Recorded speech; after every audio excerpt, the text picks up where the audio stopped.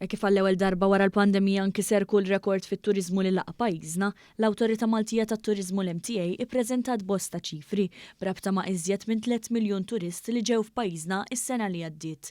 Il-maġġoranza tat-turisti li żaru pajjiżna kellhom etajiet ta' bejn il-25 u l-64 sena.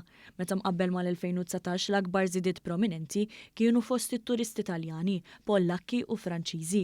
Fil-fatt ċifri juru li kien hemm żieda ta' aktar minn 155,000 turist Taljan ma' 63,000 Pollak u ftit inqas minn 47,000 Franċiż.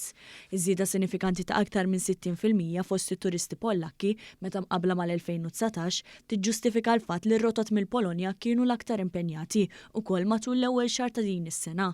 L-MTA wkoll indikat persentaġġi ta' turisti minn bosta swieq li kienu qed jerġgħu iżuru pajjiżna jew kienu ġew hawn għall-ewwel darba. Skont l-istatistika r-Renju Unit kellu l-akbar ammont ta' turisti li ma kienitx l-ewwel darba li żaru Malta, waqt li minn Franza l-akbar ammont ta' turisti li ġew għall-ewwel darba. Ix-xemx u l-kultura kienu l-aktar infittxin mit-turisti fostna, bl-ogħla persentaġġi li jażlu l-Gżejjer tagħna għat-Templu Sus u l-attrazzjonijiet kulturali li għandna x'nofru. Din l-istatistika tixhed kemm il-ħidma kulturali mill-Gvern Laburista hi waħda pożittiva, inkluż issa li fil-baġit għal din is-sena żdiedet l-allokazzjoni fis-settur kulturali b'20 miljun euro għal total ta' 104 miljun euro.